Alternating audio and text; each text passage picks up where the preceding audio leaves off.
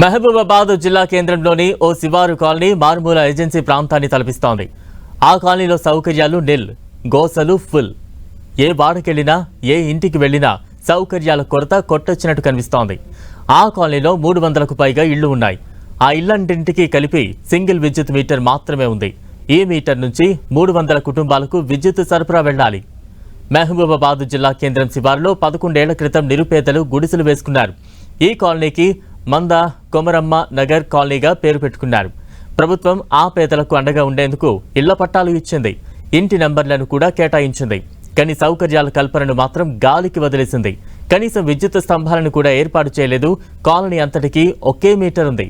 దీంతో ఆ మీటర్ నుంచే విద్యుత్ అవసరాలను తీర్చుకుంటున్నారు. అన్ని కుటుంబాలకు ఒకే మీటర్ నుంచి విద్యుత్ సరఫరా అవడంతో వోల్టేజ్ సరిపోక ఎలక్ట్రానిక్ వస్తువులు పాడైపోతున్నాయి. దీనికి తోడు ఆ మీటర్కు నెలకు 50,000 నుంచి 65,000 వరకు కరెంటు బిల్లు వస్తోందని నిరుపేదలు ఆవేదన వ్యక్తం చేస్తున్నారు. 11 సంవత్సరాల నుంచి కూడా కరెంటు లేక చాలా ఇబ్బంది పడుతున్నామండి. ఇక్కడ దాదాపు 350 మంది 300 కుటుంబాలు ఉంటాయి. ఆ ఇండ్లకు కరెంటు లేక మేము ఇంటికి 300-400 వేసుకొని పోగు చేసుకొని దాదాపు 2 కిలోమీటర్ల నుండి వైర్ తెచ్చుకోవడం జరిగింది. ఆ వైర్లు కూడా ఇట్లా ఏలాడుతున్నాయి. మీరు చూడండి, ఏలాడుతుంటే అవి కూడా తెగి ఇంటి మీద పడి కరెంటు షాకులు వచ్చి చాలామంది హాస్పిటల్లో జాయిన్ అయిన వాళ్ళు కూడా ఉన్నారు. ఇప్పటికీ మీరు కాంగ్రెస్ ప్రభుత్వం స్పందించి రోడ్లు కూడా చాలా బురదగా ఉన్నాయండి. 108 రాదు. ఎవరికైనా ప్రమాదం ఏమన్నా కరెంటు షాక్ కొట్టినా, జ్వరం వచ్చినా, తేళ్లు కుట్టినా కూడా ఇక్కడ చాలా ఇబ్బంది పడుతున్నాం. మీరు దయచేసి కాంగ్రెస్ ప్రభుత్వం స్పందించి మాకు కనీస సౌకర్యాలు కల్పించాలని చెప్పి కోరుకుంటున్నాము. వచ్చిన కాంగ్రెస్ ప్రభుత్వం గృహజ్యోతి పథకం తీసుకురావడంతో ఇప్పటికైనా తమ బాధలు తీరుతాయని కాలనీ వాసులు ఆశగా ఎదురుచూస్తున్నారు. ప్రభుత్వం పేదలకు 0 విద్యుత్ బిల్లు ఇస్తుందని 4 నెలల నుంచి విద్యుత్ బిల్లులు చెల్లించడం ఆపేశారు. దీంతో ఆ మీటర్ పెండింగ్ కరెంటు బిల్లు 2.65 లక్షలకు పెరిగిపోయింది. ఇక కాలనీలోని రోడ్ల గురించి ఎంత తక్కువ మాట్లాడితే అంత మంచిది. అసలు అవి రోడ్ల మాదిరిగా లేనేలేవు. మా దారి బురద దారి అన్నట్లుగా ఉన్నాయి. వాహనాలు కాదు, కనీసం మనుషులు నడిచే పరిస్థితి కూడా లేదు. ఇక డ్రైనేజీ వ్యవస్థ మరీ దారుణం. ఎక్కడికి నీళ్లు అక్కడే నిలిచిపోయాయి. మా గోసలు వినండి మహాప్రభు అంటూ కాలనీ వాసులు కోరుకుంటున్నారు. ఓట్లు వచ్చినప్పుడు మేము గుర్తుకు వస్తామా అనంటూ నిలదీస్తున్నారు.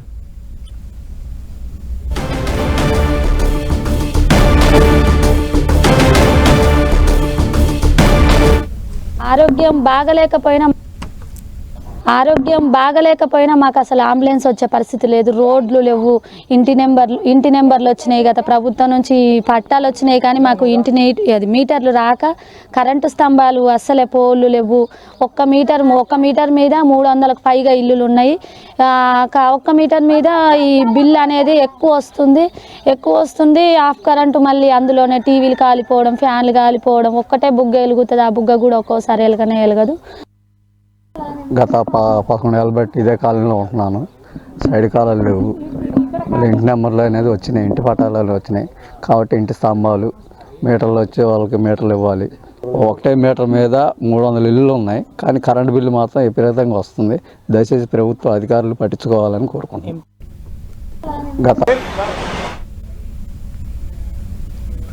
ఈ కాలనీ వాసుల కష్టాలు చూసి స్థానిక నాయకులు, అధికారులు ఎలా రియాక్ట్ అవుతారో వేచి చూడాలి.